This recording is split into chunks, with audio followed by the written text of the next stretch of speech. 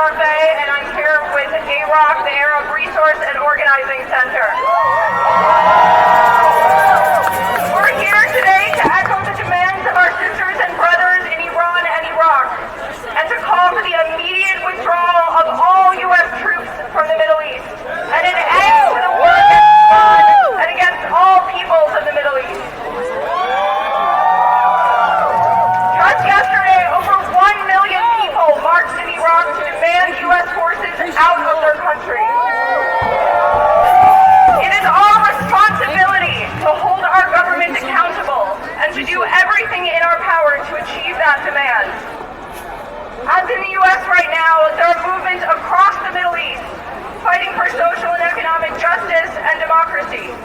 If we care about sovereignty and democracy, we must end U.S. intervention.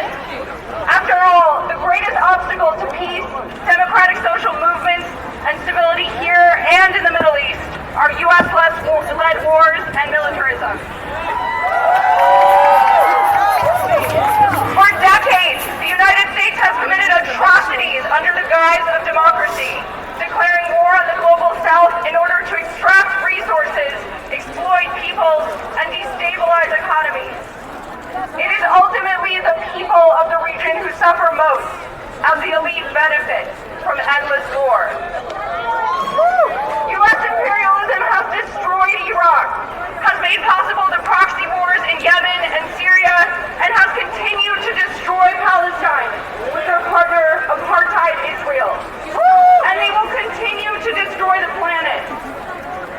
The U.S. as a colonial settler entity is built on warfare and genocide at its very foundation. And the continuation of war abroad means militarism perpetuated in our own backyard. We see this in the militarization of our borders, the militarization of police, and the rampant Islamophobia and other hate-filled racist and xenophobic ideologies and policies strangling this nation. It is our duty to put a stop to this.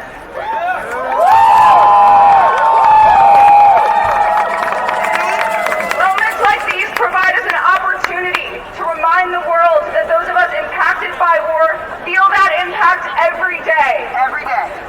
Some of us have lived our entire lives with the U.S. at war with Iraq. All of us have lived our entire lives with U.S. imperialist wars destroying the people and the planet. Today, sisters, we're an illustration of our power, our solidarity, our commitment to the health and well-being of each other and of our people across the world. As we march today and continue marching for justice tomorrow and every day after, particularly in the year 2020, let us hold our elected officials accountable. And demand a repeal of the AUMF. Demand U.S. troops out of the Middle East. And demand an end to all U.S. wars.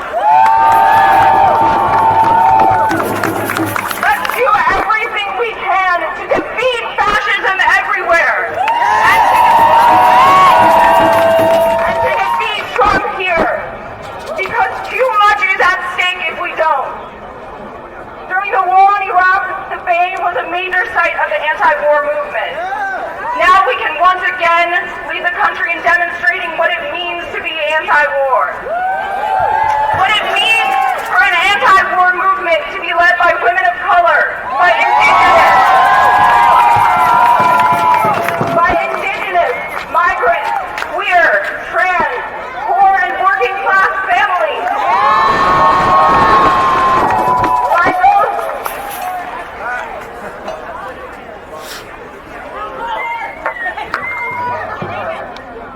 We say yes to people's movements.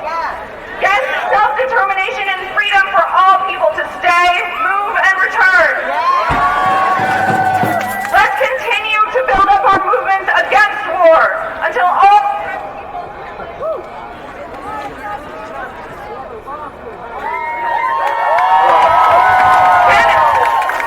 can live in peace with dignity and freedom worldwide.